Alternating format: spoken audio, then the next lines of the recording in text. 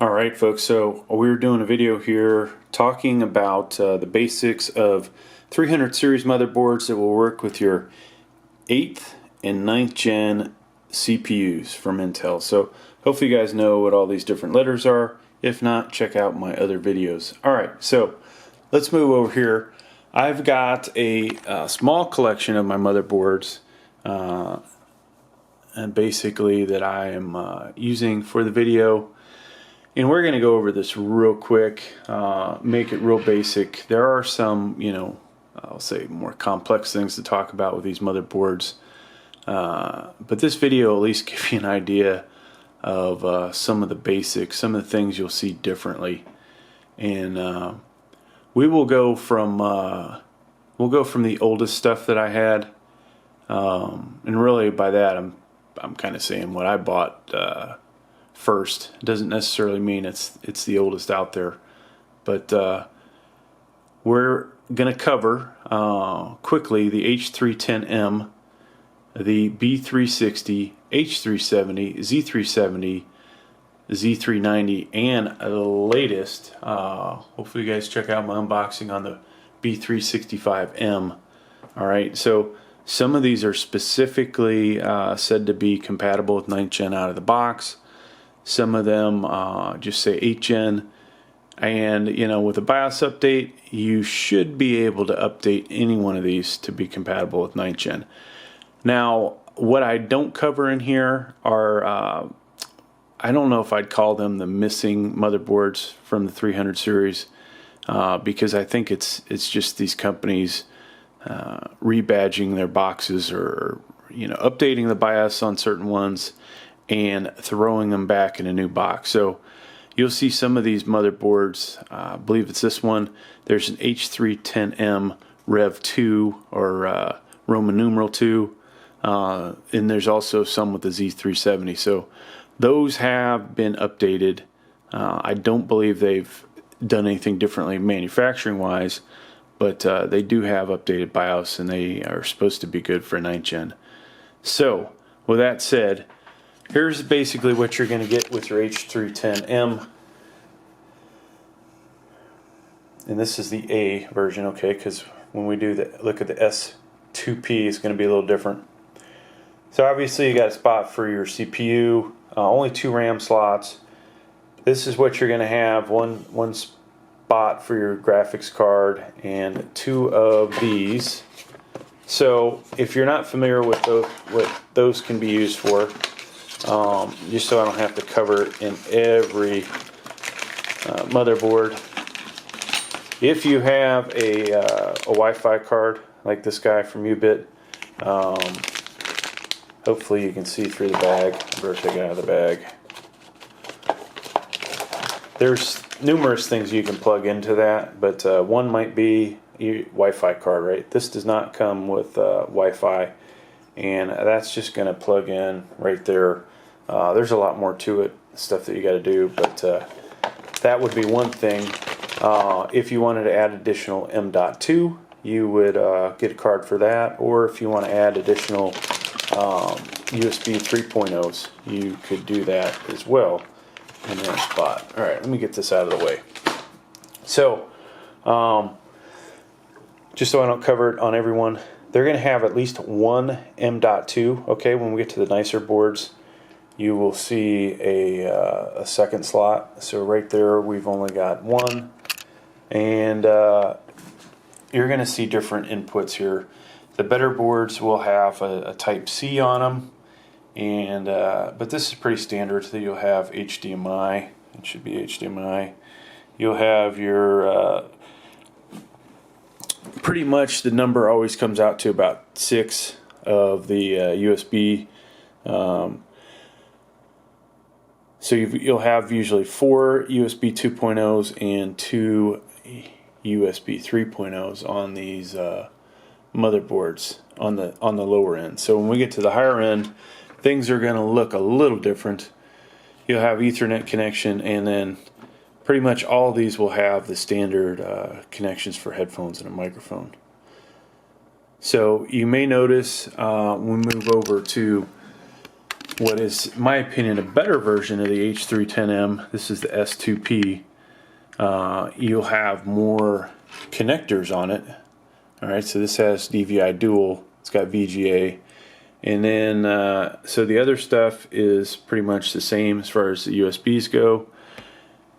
Bigger PCI slots on here, and we didn't talk about SATA, but the SATA 3s, 4 on both of these, okay? And then one thing to note, if you're building a computer, you've got your 1x4 pin for PSU here, okay? Pretty much every PSU is going to have at least a 1x4. This guy has a 2x4 or 1x8, however you want to describe that. So you have to make sure that your power supply actually has that in it, alright? So, lots of other things. They're all going to have this 24-pin connector that comes from the power supply.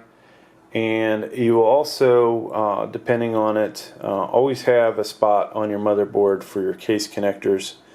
And a lot of times, like right there, it says front panel. These are labeled, okay? And you want to make sure that your the positive and negatives go in the right location, so you will check your instruction manual for that. Of course, with the RAM, it's going to be DDR4 288 pin, and you know, various speeds with that, so make sure you understand that part. The new Z390s, I believe, if I remember correctly, have higher speed capability than something like this. Okay, so pretty much, if I didn't say it, you're going to get 2 RAM slots with H310s. I don't believe I've seen one that has 4. And let's move on to the B360. Alright, so here is a B360.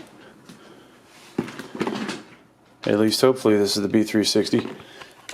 There is a motherboard inside this box, and I did buy 2 of these. So, differences between what you just saw. You now have 6 SATA 3s, okay? I didn't call this out, but there's a USB 3.0 that comes from your case connector. Once again, 24 pin. This has 4 DDR RAM slots, 1 M.2 for your solid state, so that can be SATA or NVMe. 2x4 or 1x8 CPU power supply coming from your PSU. Here's what you get for your PCI slots, and I always fail to do this, but also coming from the case, your front USB plugs in there. So this is going to be a standard across all the motherboards. There's what your connectors look like in the back. In this case, you've got the old style PS2 for a keyboard and mouse, VGA, DVI dual. In this case, we get 4 USB 3.0s and 2 of the 2.0s, HDMI and Ethernet again, and your mic and headphones. All right, so that's kind of what you get here. Now, let us look at a much better motherboard. So this is an Acer Gaming 3 Z370. 4 DDR4 RAM slots, okay? There's your 24 pin again. And this guy has actually 2, I don't have that one screwed in, but 2 M.2s, okay? So there's one there, and you get 6 SATA 3 connectors. Of course, I did not mention the other one. Depending on where it is, this is the location for your speaker that will beep when it boots up, and that is something I failed to mention. The other ones. So you know, depending on the graphics, the ability of your graphics cards. In this case, like we can have 2 graphics cards, and then we've got various smaller PCI Express slots. Now, here is our other connectors. So in this case, we have the more advanced USBs in here. But then you see that you have you've got a Type C here. Okay, here's USB 2, 3, 3, and the next generation. Right there, HDMI, Ethernet, and a lot more audio connectors. This one is 2x4 as well. This is ATX, so it's going to have a lot more of the fan headers, and it probably has, yeah, this one allows dual CPU fans. All right, so this is something that you could definitely overclock with, right? So Z370 and Z390 allow overclocking of the K-type chips. All right, let's move on.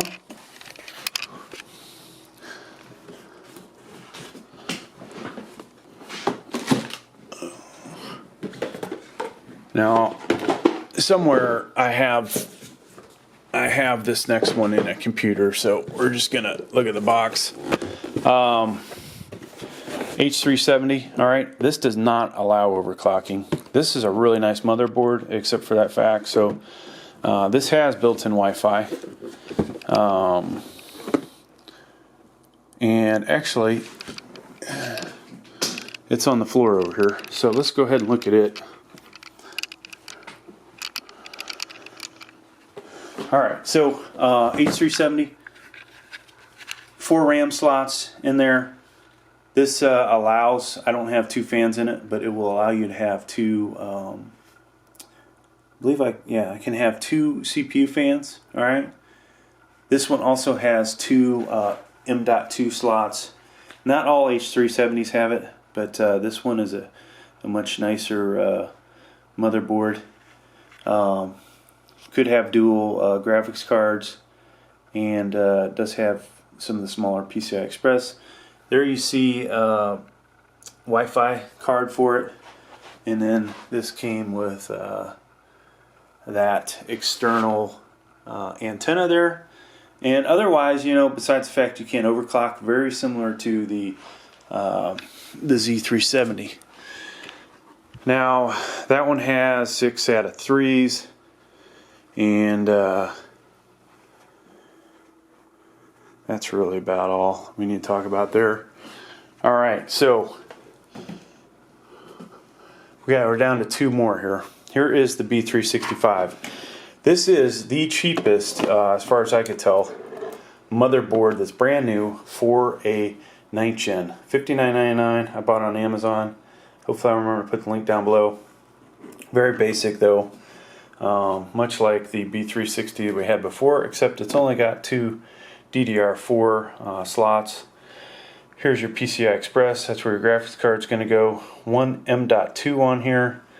Alright, all the same type case connectors. This will be very simple to install. Here's a 2x4 pin for a CPU, 24 pin connector, USB 3.0. And one of these is the USB 2.0 for the case. Not sure where the case connectors are on this one. It's probably that one. I don't have my glasses, so here's your SATA 3 connectors. And this one has, I think, 2 case fan connectors, CPU fan there. So not too bad. This is definitely for a budget build, and we will make this into a budget build for y'all so you can see it. That's coming up. Probably do it this weekend. Here's what you get for the connectors. Nothing spectacular. Basically the same as the B360. Alright, let's move on to, so that was an ASRock. Now we have another ASRock Z390. Let's look at that real quick. So this you can overclock, compatible 9th gen right out the bat. and 4 DDR4 slots in it, 2 M2s, 2 spots for graphics cards. Here is your alright, here's your connectors. You've got the same boring stuff. This isn't, you know, super expensive Z390. You'll see better stuff with other ones, but we've got the same amount of, I'm trying to think what these are. Okay, so two 3.0s in here, or 4 3.0s and 2 2.0s. You notice I don't have thermal shield in there, but this isn't going to be here forever, so I didn't want to destroy it. And that's about it, folks. That's about all I think you need to know about these for the most part. Now, if you really wanted to get technical, there's a lot of other stuff, so make sure that you understand the difference between micro ATX board and ATX. ATX, you're going to need at least a mid-tower. Micro ATX will fit in a mini tower and a mid-tower. And this is a mid-tower right here. So you see how nice and tight that actually fits in there. Full tower would create some gaps in between. And I don't. Alright, so there are some other things about the Z390 that are improvements over the Z370. However, we're not going to go into that technical detail for this video. Just realize if you want to overclock 9th gen, Z390 is going to be your easiest way to do that. Going with a Z370 and 9th gen chip can, you know, there's some additional hurdles, though it can be done. And that's going to do it, folks. Hope you got something out of it. And I tried to go through this as fast as I could so that you could see all of the motherboards in, I was trying for 15 minutes or less, but it looks like it's going to be about 17, 18. Thanks for checking out the video. Please like, please subscribe.